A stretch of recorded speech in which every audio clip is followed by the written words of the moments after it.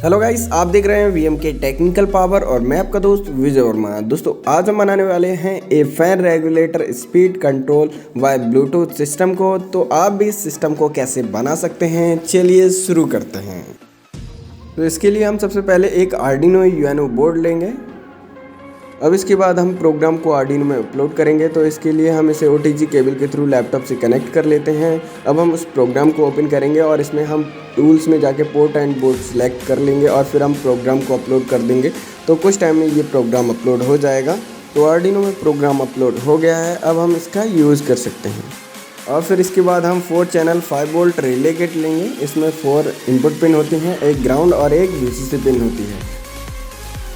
फिर हम इस सर्किट को बनाएंगे इस सर्किट डायग्राम की मदद से।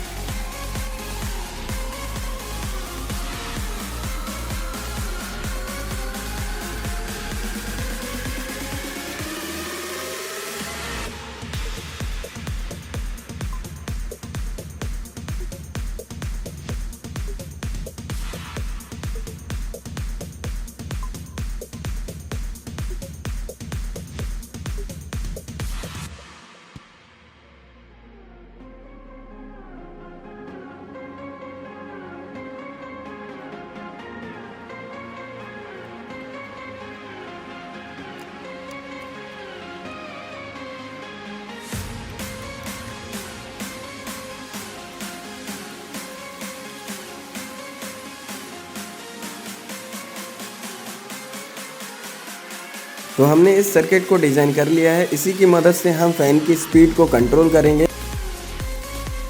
उसके बाद हम इन सभी कंपोनेंट को ग्लू की मदद से इसी प्लाईबोर्ड में स्टेबल कर देंगे।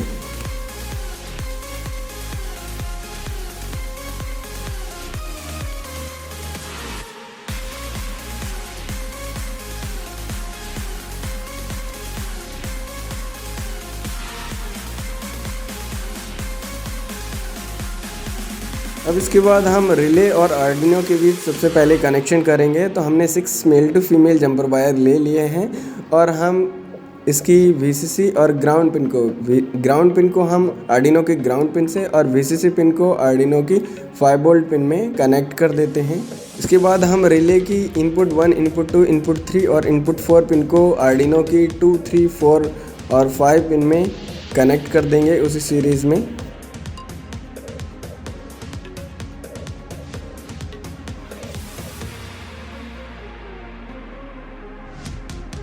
अब इसके बाद हम ब्लूटूथ मॉड्यूल के कनेक्शन आर्डिनो बोर्ड से करेंगे।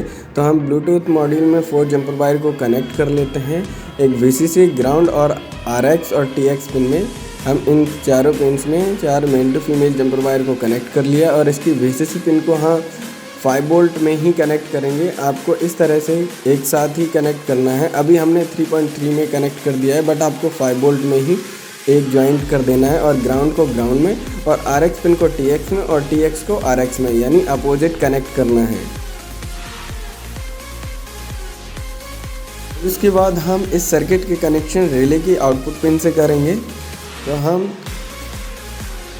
चारों रिले की कॉमन पिन में हम एक एक वायर को ज्वाइंट कर देंगे, यानी एक कॉमन कर देंगे एक वायर के थ्रू, जिससे कि सभी में एक ही वायर के थ्रू पावर चली जाए। तो हमने इस तरह से कॉमन पिन को कॉमन कर दिया है।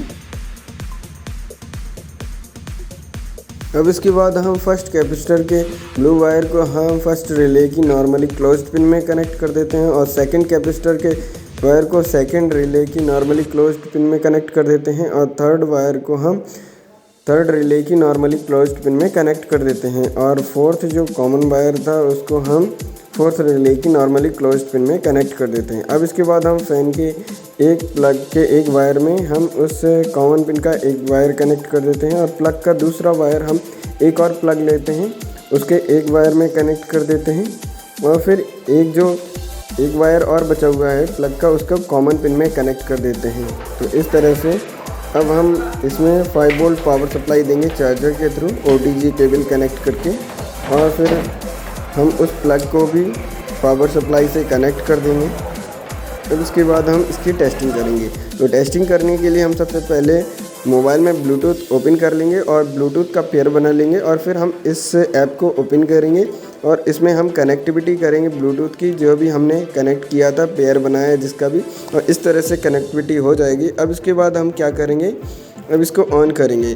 तो हम थर्ड नंबर के जैसे ऑफ़, यानी प्रोग्राम इसमें अपोजिट है, ऑफ़ होने पर ऑन दिखा रहा है, ये ऑन होने पर ऑफ दिखा रहा है। तो इस तरह से ये अपोजिट है, उसका कोई दिक्कत नहीं है, आप अपोजिट में भी चला सकते हैं। अब इसके बाद जैसे ही हमने थर्ड लेवल ऑन किया तो इसमें स्लो स्पीड थी और सेकंड लेवल में थोड़ी फास्ट हो गई और फिर जैसे ही फर्स्ट लेवल ऑन करेंगे तो इसमें फुल स्पीड पे चलने लगेगा। और इसी तरह से फिर हम इसको एक 100 वाट के बल्ब पर भी अप्लाई करेंगे और देखते हैं कि ये भी काम करता है या नहीं। तो हम इसे भी वही सेम प्रोसेसिंग करेंगे।